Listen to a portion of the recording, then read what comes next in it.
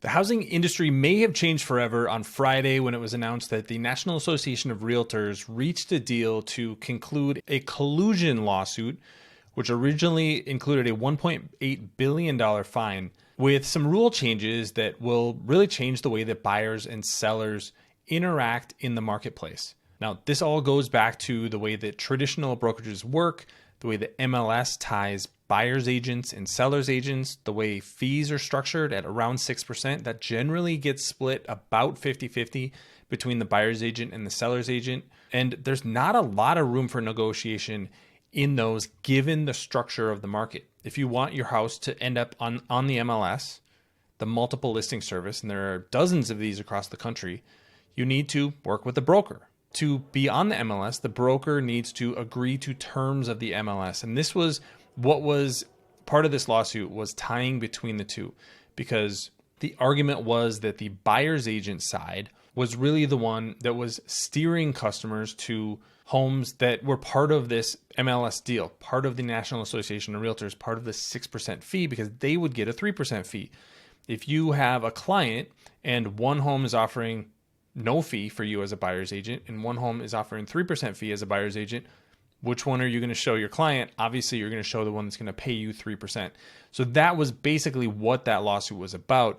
But the remedies are what's ultimately really interesting, because this really could change the structure of the market long term and help a couple of public companies along the way.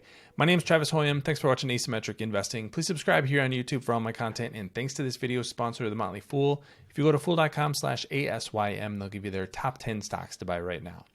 So let's go to a little bit of history on what this original deal was and then the actual settlement that was announced on Friday. I just wanted to show at least one headline with the $1.8 billion conspiracy verdict. This came down in November. So then what's happening between then and now is what is the actual settlement? That was a potential fine, but you could settle this in a way that would be less dollars, but would actually change the structure of the industry. And so that's what we actually found out. This is the release, again, March 15th. So Friday, a little before Friday at 9:50 Eastern time. And you could see when the stocks started to react to this. They announced an agreement that would end litigation of claims brought on behalf of home sellers related to broker commissions. The agreement will resolve claims against NAR, the National Association of Realtors, and over 1 million members. So but this is basically all of the brokers in the country. There's 1 million people who are apparently brokers in all states and territories that had a residential transaction volume of $2 billion or below. This does need to be approved by the court, so it is not going into effect right now. But under the agreement, NAR would pay a $418 million fine over approximately 4 years. So what exactly is being agreed to? The first thing is a new rule prohibiting offers of broker compensation on the MLS. What this was on the MLS listing, the multiple listing service. And like I said, there's dozens of these across the country. They're kind of like their own mini monopolies for each residential market. And to put a listing on the MLS, you need to agree to the MLS's terms and be a broker. And part of that was putting compensation for the buyer's agent. That is now going to be prohibited. And the way that people think that this is going to play out is there's going to be a negotiation with the seller's agent for the fee associated there, and then a separate negotiation for the fee associated with the buyer's agent. So it's very possible that if you're looking for a home, you go to a buyer's agent and you say, hey, I'll pay you $1,000 or $2,000 to help me find a home. Could also be the case that a seller's agent agrees to the same 6% commission. And then when you go in with your agent, they say, hey, if we buy this house, I will split that commission with you. But that negotiation has to happen separately, not as part of the standard terms in the industry. And that's clear here. The broker compensation cannot be communicated via the MLS. So it doesn't necessarily mean that the compensation is going to change, but it's definitely the structure is going to change. They're also going to enact a new rule that would require MLS participants working with buyers to enter into written agreements with their buyers. So again, you're really splitting the fees between the buyer's agent and the seller's agent, and you don't have the tying of them together. And that tying and the steering towards homes that are going to benefit the buyer's agent is really what was at play here from a collusion perspective. But I just wanted to show why this is important. And I think this is where we need to start thinking about how the industry is going to change long term. I just pulled up a random MLS. This is for the Dallas area. And I am not an MLS member or agent.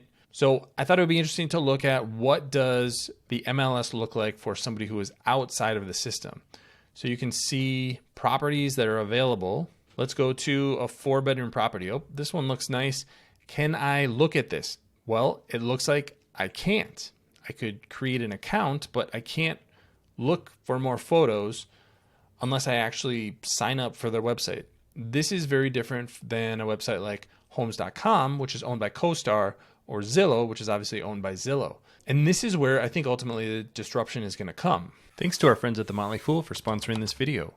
Visit fool.com/ASYM for the top 10 stocks to buy right now. What has happened traditionally in the real estate industry is the brokers, in combination between the buyers and the sellers, really controlled the market, controlled the supply of the market. And this is not all that dissimilar to the way that the supply on the market used to be the PowerPoint, even with consumer packaged goods. But when the internet comes along and information can be disseminated freely, customers are given more choices, then you start to have what's called aggregators. So you have common places that have generally a very positive experience where customers go and look for information. A good example of this in the media space would be Netflix.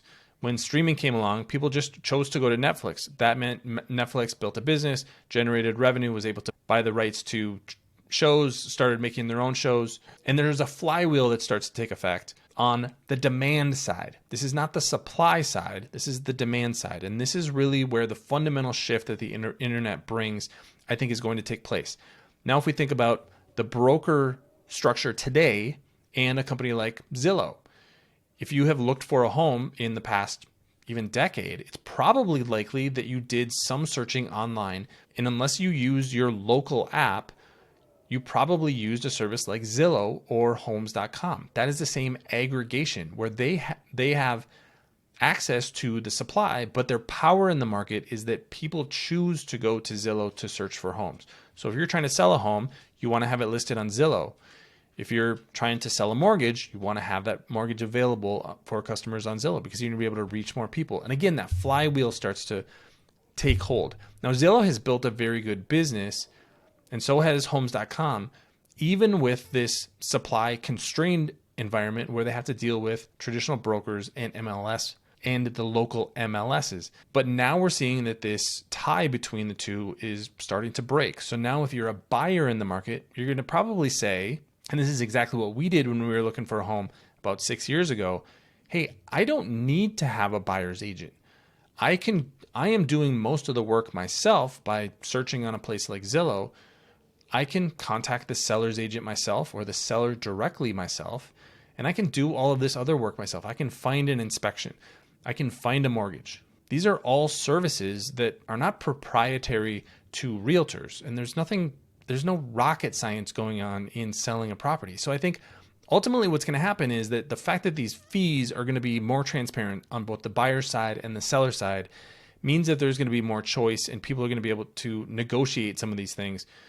That's going to probably push more power to some of these aggregators. So I think the two companies to keep an eye on are going to be Zillow and CoStar, the owner of Homes.com. Zillow's more of a pure play, and Homes.com is going to be, CoStar owns a whole bunch of real estate. They do a bunch of other things, but they do have really nice assets from the website. So this is generally what's going on in real estate today. I think there's going to be a lot of disruption, but it's not going to happen overnight. It isn't like decades of infrastructure that has been built and fee assumptions by both agents, buyers, and sellers is going to change overnight, but it is going to start changing. And as that word gets out, I think this is going to be a major disruption to the industry. My pick for this is going to be Zillow, but I'm going to be digging into CoStar a little bit more over the next couple of months, probably profile it here on this channel as well. So subscribe to Asymmetric Investing if you want more on that. What do you think about these big changes in real estate? Let me know in the comment section below.